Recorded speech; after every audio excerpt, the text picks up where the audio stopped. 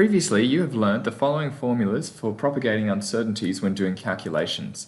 These worked when we used absolute uncertainties, but from now on, we're going to be dealing with standard deviations. So that means we're no longer using these formulas here. Instead, we're using the following formulas. So the new uncertainty propagation formulas are as follows. So to find the uncertainty or the standard deviation in y, given you knew the standard deviation a and b to begin with, and you're adding or subtracting, rather than simply adding or subtracting the uncertainties, instead you take the square root of the sum of the uncertainties squared. So this essentially takes into account that the chances of you getting two numbers that are both extremely large or both extremely small is unlikely. And so this will give you a smaller uncertainty than what you would have predicted otherwise. These are the formulas for propagating uncertainties in multiplication and division and when using powers.